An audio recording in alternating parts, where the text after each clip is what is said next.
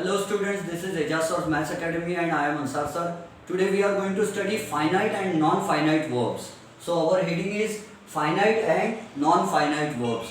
सबसे पहले we'll see the finite verbs. Let us see what a finite verb is. Finite means limited and you know infinite means unlimited. So finite is limited. Finite means limited. So a verb which is limited by, or we can say a verb which changes its form with a change in the subject or tense is called a finite verb. What is a subject?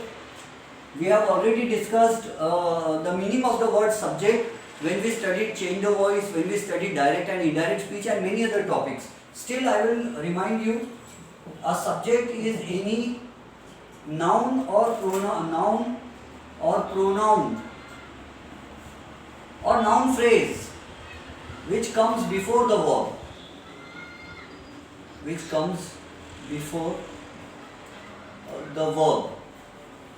Verb से पहले आने वाला कोई भी noun या pronoun हो या noun phrase हो तो हम उसे कहते हैं सब्जेक्ट. एनी नाउन और प्रोनाउन और noun phrase which comes after the verb is called the object.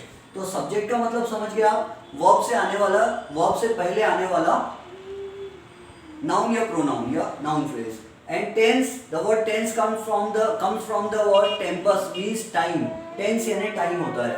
So see here, finite verb का example देखो. They play hockey every day. Finite verb क्या होता है मालूम है? It is a verb which changes its form according to either it depends on the subject and the tense. Here it is everyday simple present tense. Everyday मतलब simple present tense हो गया. Daily होने वाली activity simple present tense में हम लिखते हैं. The sun rises in the east, the sun sets in the west, the earth revolves around the sun in an elliptical orbit and so on. तो जो बात हमेशा होती रहती है उसको सिंपल प्रेजेंट टेंस में लिखा जाता है. ये सिंपल प्रेजेंट टेंस है. They play hockey every day. So here this is they. They is plural, so the subject is plural. Simple present tense में सब्जेक्ट अगर प्लूरल हो तो वर्ब सिंगुलर होना चाहिए. The verb is singular.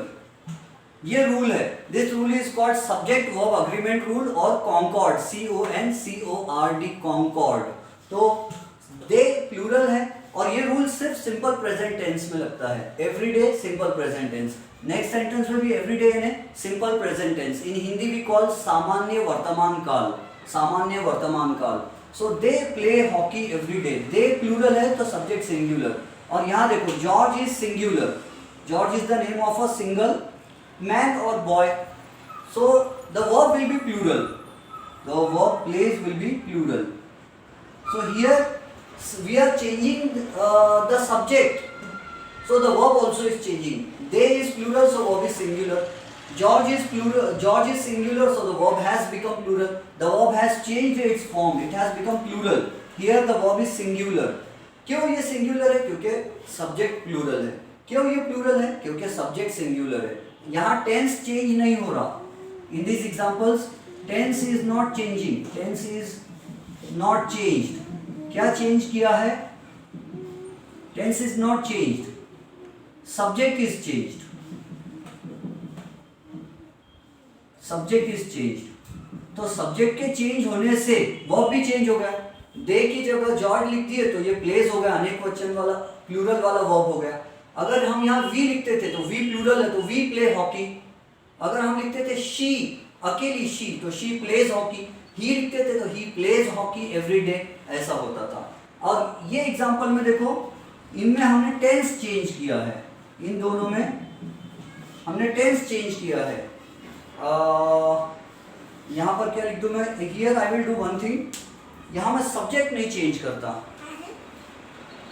यहाँ पर मैं सब्जेक्ट नहीं चेंज करता. मैं इसको वी रहने देता ताकि आपको समझने में आसानी हो जाए. We played hockey yesterday. So इसमें क्या हुआ? Subject is not changed. Subject is not changed. Tense is changed. Tense change हो गया. ये एवरीडे वाला था, यहाँ पे येस्टरडे हो गया. We played hockey yesterday. We played hockey yesterday. अब यहाँ क्योंकि ये yesterday अगर टेंस चेंज हो गया, it has become past tense, tense change हो गया, तो ये प्लेड भी अलग हो गया, पास्ट टेंस हो गया, ये पास्ट वाला फॉर्म हो गया इसका।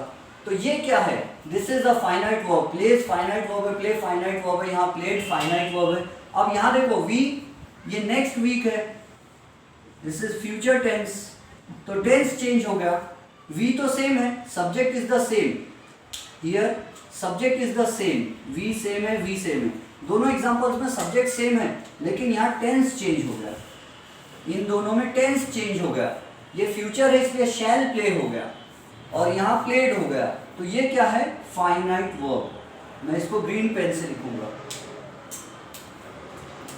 So play is here finite verb, change हो रहा है, ये प्लेड भी फाइनाइट वर्ब हो रहा है, फाइनाइट वर्ब, हियर प्लेज भी फाइनाइट वर्ब हो रहा है, ये भी फाइनाइट वर्ब हो रहा है। आई होप आपको समझ में आ रहा होगा। दे प्ले हॉकी एवरी डे, तो दे लिखे तो प्ले हुआ, वी लिखे तो प्ले होगा, लेकिन शी लिख दिए तो प्लेज हो जाएगा, जॉर्ज लिख दिए तो प्लेज, कोई भी सिंगुलर सब्जेक्ट लिख दिए तो वर्ब प्लूरल हो जाएगा, और प्लूरल वर्ब लिखे तो सिंगुलर सब्जेक्ट रहेगा, सॉरी प्लूरल सब्जेक्ट है तो सिंगुलर वर्ब होगा, और ये सब सिर्फ कब होता है, सिंपल प्रेजेंट टेंस में होता है, सामान्य वर्तमान काल। सिंपल प्रेजेंट टेंस में क्या बताते हैं, those activities which take place daily, I go for a walk every morning, तो वो सिंपल प्रेजेंट टेंस है। I go for a walk every morning, she goes for a walk every morning, तो go and goes क्या है, finite verb हो गए। तो I hope आपको फाइनाइट वर्ब समझ गया होगा। I will give you a few examples for practice, but let us first study the non finite verb also. If possible, I will give you the examples of finite verbs, some more examples for practice. I don't want to make a long lecture actually. So पहले हम non finite verbs पढ़ लेंगे और फिर time बचता है तो मैं आपको फाइनाइट नॉन फाइनाइट वर्ब्स पहचानने के एग्जांपल्स दूंगा। ओके स्टूडेंट्स, तो मैं एक काम कर रहा हूँ because I have an urgent task to perform, another task is given to me, तो इसलिए मैं इस लेक्चर को यहीं पर कंप्लीट करने मतलब रोकने का सोच रहा हूँ। And I will teach you non finite verbs in a separate lecture. Non finite verbs मैं आपको सेपरेट लेक्चर में पढ़ाऊँगा, आज ओनली अभी इसमें सिर्फ फाइनाइट वर्ब्स पढ़ा देता। सी अ फ्यू एग्जांपल्स दे देता हूँ आपको कि here I am a teacher, number 2 she goes to school, she goes to school, and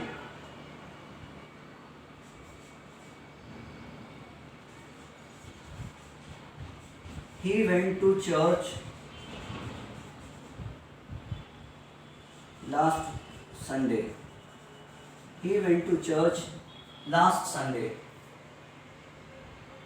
तो इसमें से फाइनाइट वर्ब्स कौन से है, ये वेंट, क्यों चेंज हो गया वेंट, इसलिए it has change because it is last Sunday, so the verb has changed according to the tense. यहाँ पर गोज क्यों आया, क्योंकि शी है, शी गोज टू स्कूल, इसको मॉडिफाई करके लिख देता, I go to school daily, she goes to school daily।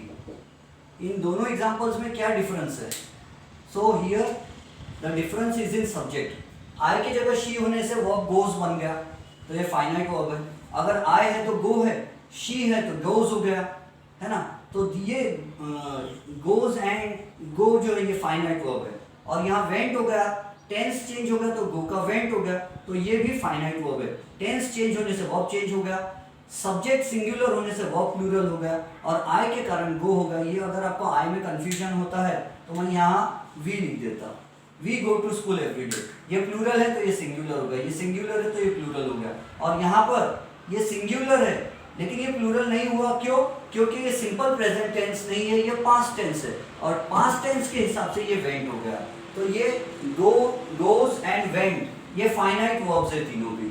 I hope आपको फाइनाइट वर्ब समझ गया। जो वर्ब टेंस चेंज करने से वर्ब का फॉर्म चेंज हो जाता है, या सब्जेक्ट के सिंगुलर या प्लूरल होने से वर्ब का फॉर्म चेंज हो जाता है, उसको कहते हैं फाइनाइट वर्ब। सब्जेक्ट सिंगुलर तो वर्ब प्लूरल, सब्जेक्ट प्लूरल तो verb singular simple present tense में होता है।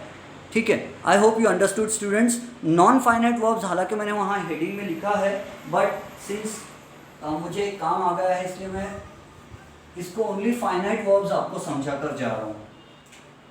It's only finite verbs. Non finite verbs के लिए we will have a separate lecture. Non finite verbs के लिए I will make a separate lecture. Bye bye, have a nice time.